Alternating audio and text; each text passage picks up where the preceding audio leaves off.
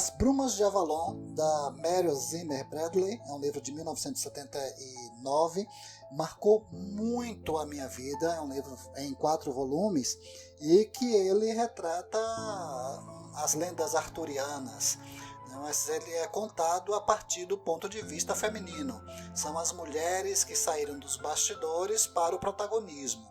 E é um livro excelente. Eu diria que foi um dos livros que assim, me trouxe mais bagagem de conhecimento, de história, de local, de práticas, eu entendi melhor a coisa do que chamam de bruxaria, né, e que vem de religiões antigas, célticas, né, entendi melhor toda aquela questão do feminismo mais arcaico, no sentido de que as mulheres têm um papel e que foi relegado ou foi deixado em segundo plano, deixou de ser reconhecido, mas que nesse livro elas estão lá, influenciando, dando as cartas, empurrando os homens, empurrando para frente e empurrando para a queda também. Então as mulheres aí fazendo acontecer. Então é uma versão da lenda arturiana que eu gosto muito. Né? A Morgana é brilhante, a Morgause e Guinevere são personagens que brilham na obra. E a coisa do Arthur, ele é mostrado como um rei mais pusilânime, mais indeciso, a coisa do incesto é mostrada no livro, um monte de coisa assim que me impressionou bastante. Eu li quando eu tinha, 16, 17 anos de idade e foi maravilhoso. Marcou muito e é um livro que eu tenho até hoje. E de vez em quando eu dou uma pegada, folheio algumas coisas, vejo algumas coisas e quero voltar a reler os 4 volumes. Acho maravilhoso. Eu confesso que tem uns livros assim que eu tenho, não sei se preconceito é a expressão correta, porque eu digo assim, tem o caso de Rei Arthur, aí você vai para Frankenstein, o próprio Dorian Gray, que eu sei que Madison deve citar também, que eu sei que ele gosta muito. São personagens que já foram tão explorados na cultura pop que você acha que não tem mais, sabe, que você vai ler o livro e que você não vai se surpreender. Eu sei que eu com certeza estou errado, né? Mas com certeza você está errado. mas que ainda assim você cria aquela resistência e acaba dando prioridade a outras coisas.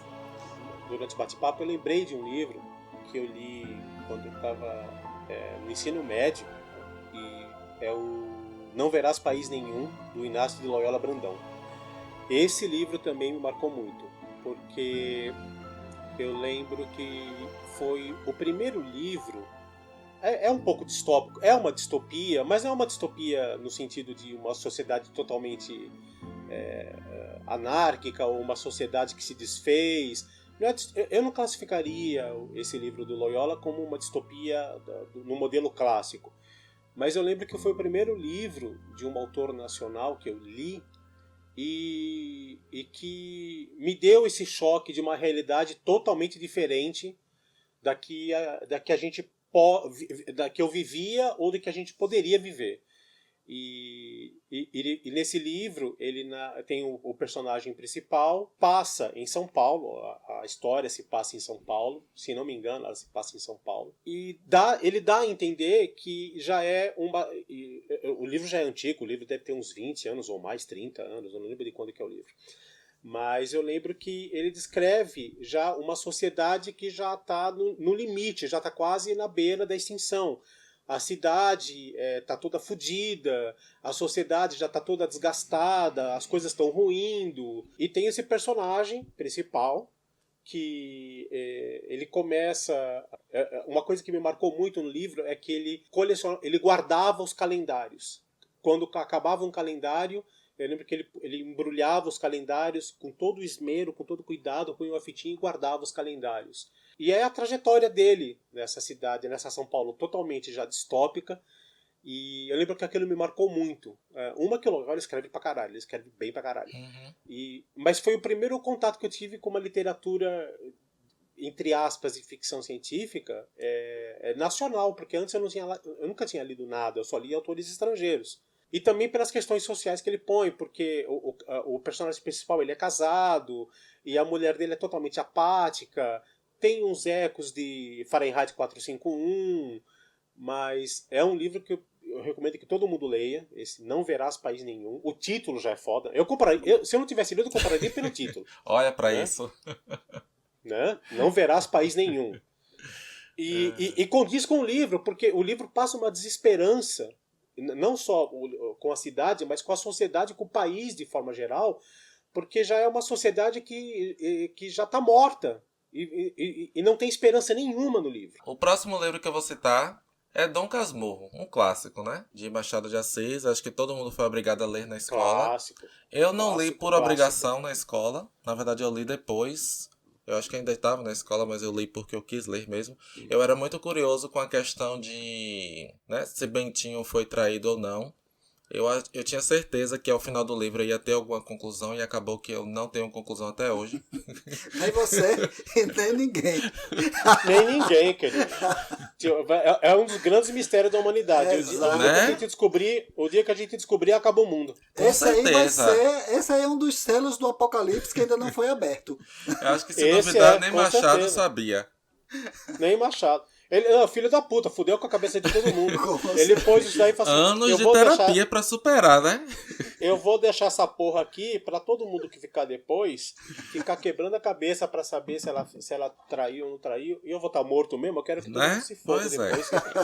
Eu confesso que eu acho que ela não traiu.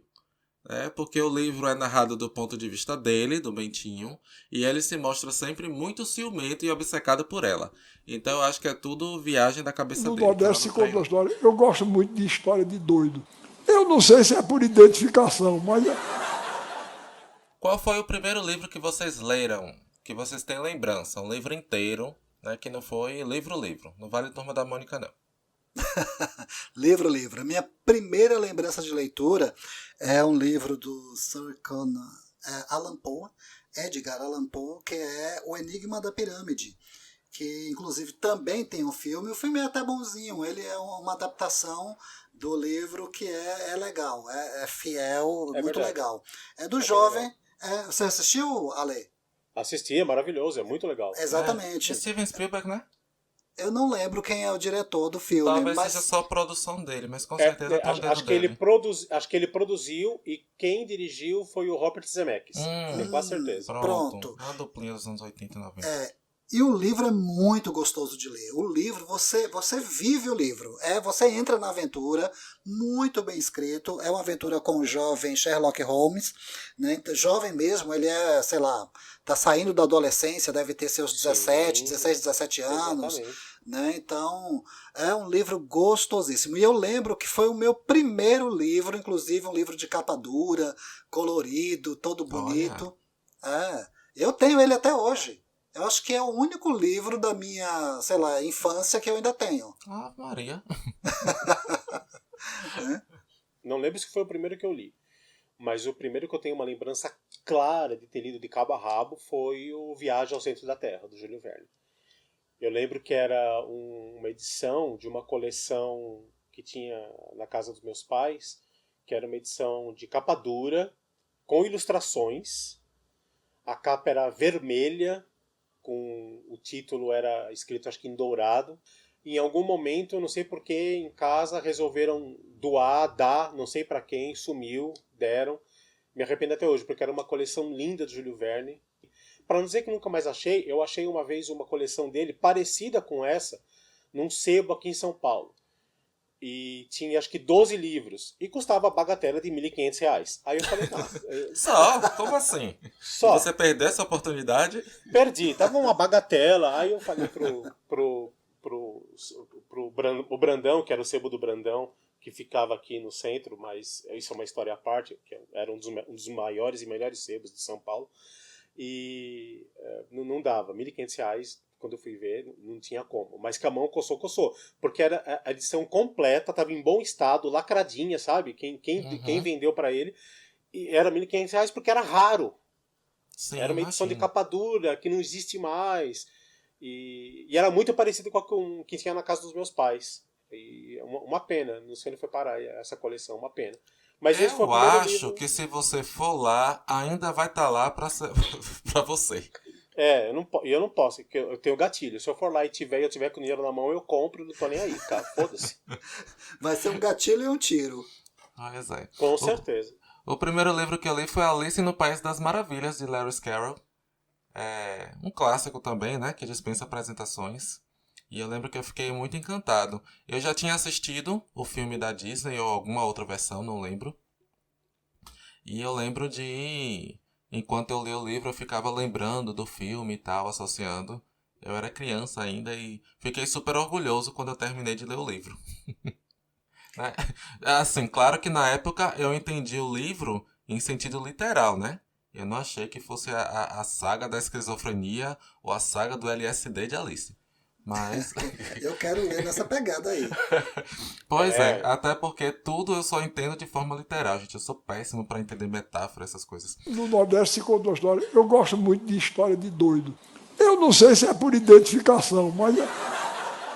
Bora lá. O que é que vocês estão lendo agora? Agora eu estou lendo 2 livros. Na verdade, além desses 2 livros, tudo que vai atravessando na minha frente, como Nunca mais voltei. Nunca mais voltei, como agora o Conto da Aia e outros que atravessaram o meu caminho. Mas eu estou lendo mesmo o 3º volume do Guia do Mochileiro das Galáxias e o livro do Adoro. Amor. Qual é o terceiro mesmo?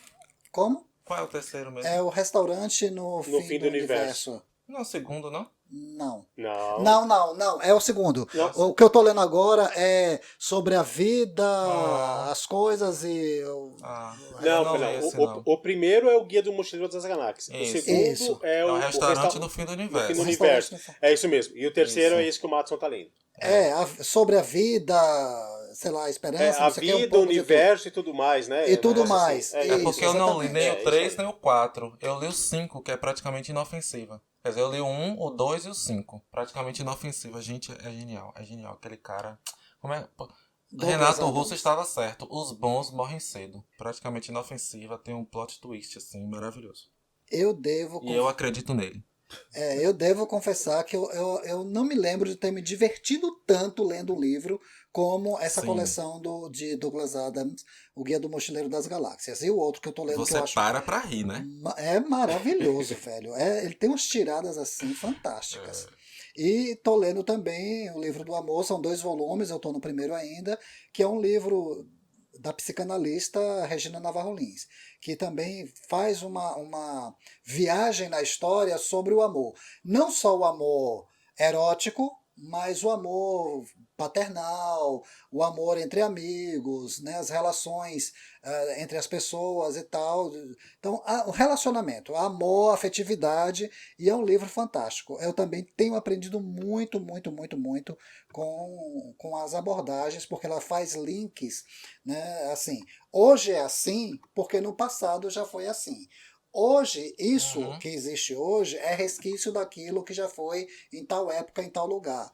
Então ela faz esses links do passado com o presente que são maravilhosos. Você entende porque nós pensamos como pensamos e nós sentimos como sentimos e nos relacionamos como nos relacionamos porque existe uma história lá para trás que nos trouxe até onde nós estamos. A maneira como nós vemos o sexo, a sexualidade, a coisa da monogamia, da bigamia, nós vemos como vemos porque existe uma história e ela conta toda ela. Eu super recomendo.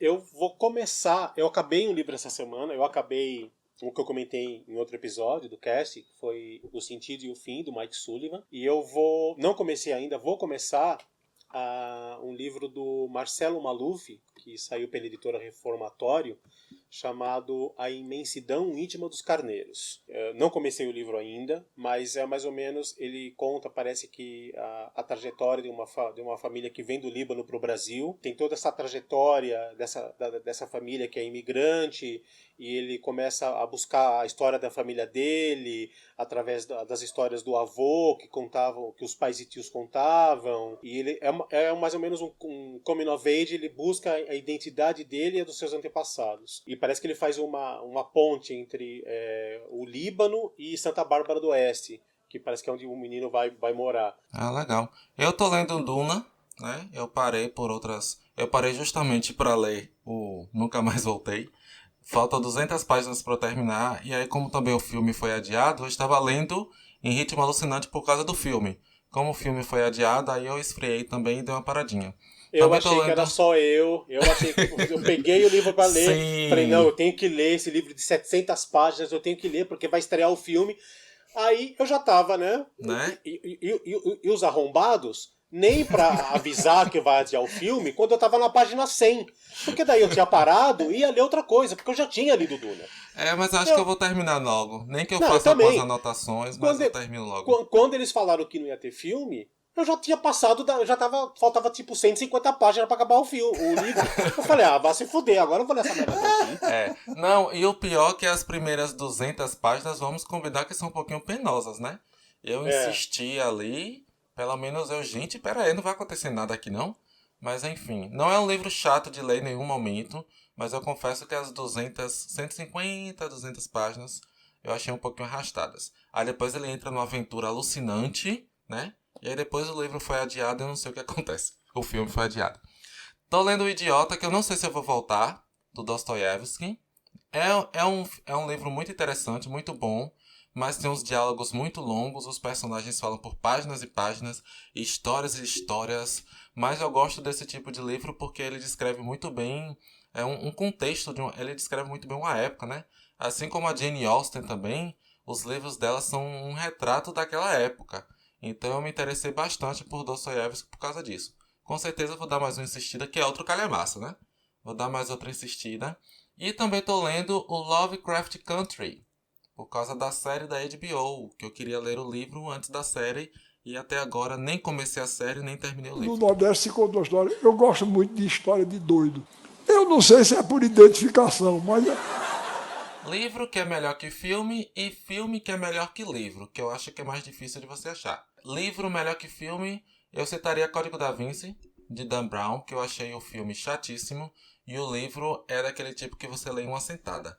Dan Brown tem uma escrita maravilhosa, sempre com capítulos muito curtos e que no último parágrafo acontece alguma coisa bombástica e você já fica louco para virar a página e começar o próximo capítulo, né?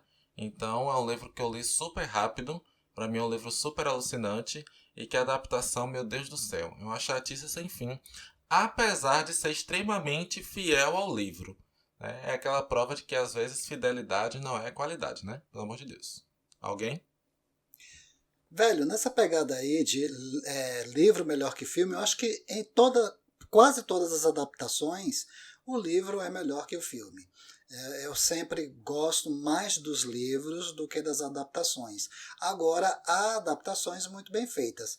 Se você me perguntar aqui, não me ocorre nenhuma agora. Eu acho que eu fiz alguma anotação lá no bloco de notas, mas eu prefiro sempre o livro ao filme. Apesar de gostar muito de filmes, eu tento dissociar. Só alguns que não dá, como por exemplo, o que eu citei aqui As Brumas de Avalon, e que o filme é uma bosta mesmo, horroroso, que eu odeio o filme, mas simplesmente sou apaixonado pelos livros. E o contrário de filme melhor que livro, talvez eu vou pescar ali, né? A Alexandre vai concordar comigo que O Senhor dos Anéis, para mim, é um desse caso. Eu acho. É o único que eu penso, que eu consigo pensar. Eu gosto muito do Senhor dos Anéis, para mim é uma adaptação perfeita, apesar que eu li o livro muito depois de ter assistido os filmes, né? E para mim, Peter Jackson, que também, além de dirigir o filme, escreveu o roteiro e passou mais de 4 anos escrevendo o roteiro, que era tido como inadaptável, livro e tal. Para mim ele fez um trabalho excelente, porque ele corta o que ele tem que cortar, ao contrário do que ele fez com o Hobbit, né? Que ele cagou tudo ali. Mas enfim, em Senhor dos Anéis ele corta o que tem que cortar, ele coloca naquele universo maravilhoso e visualmente lindo, muito bem. E principalmente ele coloca uma coisa que no livro não tem, que é um senso de urgência. Que é, achou um anel, tem que destruir, corre, se vira. No livro, meu Deus do céu, passa 80 anos e o Hobbit nunca sai, Frodo nunca sai pra poder destruir a porra do anel. Né? E fica um negócio de abrir testamento, e vai abrir o testamento de Bilbo, né? E aí toda hora chega um vizinho querendo uma coisa desse testamento. E aí você... E aí, como eu já tinha assistido o filme, eu fiquei, gente, vai ficar nisso aí? Eu tô lendo o livro certo? Vai ficar nisso aqui mesmo? Né? Então eu acho, assim, a adaptação perfeita. Mas é complicado a gente falar disso, né? Porque são linguagens totalmente diferentes, né? Então, o livro tem uma linguagem, o cinema tem outra. É raro os casos, e aí eu concordo com você, eu acho que tipo, O Senhor dos Anéis é um caso onde a adaptação para o cinema foi foda, muito bem sucedida. Eu não diria que é melhor que o livro, mas eu concordo com você. O Peter Jackson, ele conseguiu espremer a história do Senhor dos Anéis, que é uma história realmente... o livro é excelente, o livro é maravilhoso, mas é extenso, tem coisa, como você falou, cara, tem horas lá que ele fica falando dos negócios, você fala, meu amigo, pelo amor de Deus, parece filme do Bergman, sabe? Parece tempo real, sabe? Parece que aquela coisa, é pra levar 10 anos? Vai levar 10 anos, você vai levar 10 anos ainda aquilo, entendeu? E gente, o Peter Jackson e as canções? Eu não leio nenhuma. Eu comecei a ler. É chato pra caralho, aquela dessa canção. Vai cantar pra puta que te pariu. Vai cantar lá. Vai cantar em Mordor, desgraçado. Vai cantar pro Sauron. Vai cantar pro Sauron. Vai cantar pros orcs, sei lá. Vai cantar pra puta que eu pariu. Mas eu acho que a adaptação é perfeita. Fez uma justiça imensa ao livro. Sim. Né? Agora, eu pessoalmente, eu acho que um filme que é muito superior ao livro é o Blade Runner. Porque o Blade Runner, do Ridley Scott, se você comparar não, né? Se você leu o livro que deu origem ao filme, que é Os Seus Androides Sonham com Ovelhas Elétricas, do Philip K. Dick. Eu acho esse título péssimo. Caixa no contexto do livro, mas o título é péssimo. É porque você tem que ler o livro para entender o título. Exato. E eu lembro que, tudo bem, que eu primeiro vi o filme e depois eu li o livro, então eu estava muito impregnado. E eu achei o livro tão meia boca, eu falei, puta que eu pariu, que livrinho meia boca. O livro, ele toca em outras questões que talvez o filme não toque, mas eu acho religiosa, por exemplo. Tem isso que no Blade Runner tem, mas fica mais diluído. Mas eu acho que o Ridley Scott, com o filme, ele pegou aquele livro do K. Dick e elevou para um patamar, tipo, muito acima. Uhum. Ele fez um negócio, ele tirou leite de pedra com aquele filme. É porque eu acho que no caso de Blade Runner, né, no caso do livro, é o oposto do Senhor dos Anéis. Porque Tolkien descreve, mas justamente porque ele quer que você entenda, que você mergulhe naquele universo. Exato. Talvez seja isso que falte, né, pro K. Dick lá, o autor de Blade Runner, porque ele não é tão descritivo. O livro tem muito mais diálogos. Exatamente. Né? Você consegue entrar na mente dos personagens, mas o universo ele não é tão bem escrito. E aí o Ridley Scott ele criou um universo de Blade Runner que é imitado até hoje, né? Uhum. Então virou referência. Isso. A estética do Blade Runner virou referência. Vocês preferem ler livros de ficção ou não ficção? Eu vou dizer logo, eu não gosto de livro de não ficção. Assim, um ou outro que eu leio e gosto, mas o meu negócio é mergulhar e esquecer que a vida real existe. Não, eu gosto de tudo. Não tenho essa coisa não. Porque, por exemplo, eu estou lendo Regina Navarro Lins, que é não ficção. Uhum. Mas também estou lendo ficção, que é o Douglas Adams. Né? Então, eu estou lendo ficção e não ficção. E eu gosto dos dois. Os dois extremos, né? Porque Douglas Adams é ficção da ficção da ficção. Exatamente. Douglas Adams é tipo Alice no País das Maravilhas, escrito, roteirizado pelo Philip K. Dick, louco de ácido. Com certeza. Isso aí. Então eu não tenho essa preferência não. Eu sendo bem escrito e eu tendo o assunto bem abordado, tendo assim, até a coisa da diagramação também, que né, letra muito grande, letra muito pequena, essa coisa tem isso também. Né, que ajuda ou atrapalha o andamento da leitura. Mas em se tratando de gênero, tanto faz. Se for bem escrito, tô dentro. Você tem alguma preferência, Lê? Não, eu também não. Que não. Eu sou igual ao Matos. Eu leio os dois. Eu leio ficção e não ficção. Gosto de ler livros de reportagem investigativa. Por exemplo, eu li A Casa, do Chico Felitti, sobre o João de Deus. Adorei. Apesar que esse ano eu li 2 livros de não ficção que me marcaram muito, que foi o Eu Travesti, que é a autobiografia, né? Da Luísa Marilac. Isso, da Marilac, que eu amei o livro dela. E eu li o Depois de Auschwitz, que é esqueci também o nome dela, que é a irmã de Anne Frank, que também é não ficção e foi um livro que me impactou muito. Tá. Livro preferido que leu este ano? Ah, velho, eu ainda tô nele, que é Douglas Adams. Uhum. É, indiscutível. Como eu já li os 2 primeiros volumes, eu posso dizer que já li esse. Foi meu preferido desse ano, assim, né? Uhum. Livro preferido que eu li esse ano. Foi o Conto da Aia, que eu li, né? Eu parei a série no meio, assisti uns 5 episódios da série, e aí falei, não, eu preciso ler esse livro. Fui ler o livro, devorei, amei. Um dos melhores livros que eu já li na minha vida, na verdade. Não, o Conto da Aia é muito bom. Né? É muito bom. Eu tenho problemas, não vou falar porque Madison ainda não leu, eu tenho problemas com o epílogo. Mas, tirando isso... Eu não vou dizer que é o melhor, mas acho que é um dos que... Aquele livro que quando você fecha, acabou, você fica meio... Você fala, puta, por que eu não escrevi essa porra desse livro? E é um livro que chama Não se pode morar nos olhos de um gato, da Ana Margarida de Carvalho, que é uma escritora, ela é portuguesa, e ela conta a história de um navio negreiro que saiu de Portugal e está vindo para o Brasil. Além dos escravos, ele está trazendo 8 pessoas que estão saindo de Portugal para tentar a vida no Brasil. E o navio naufraga. Essas 8 pessoas, elas sobrevivem e vão parar numa ilha. Ela vai narrando como começa a funcionar a dinâmica social, porque tem acho que é um escravo e o resto é um tripulante do navio e o resto é tudo pessoas que estão saindo de Portugal. E ela intercala a história da vida na ilha com o passado de cada um, o que fez eles saírem de No Portugal. Nordeste se conta uma história. Eu gosto muito de história de doido. Eu não sei se é por identificação, mas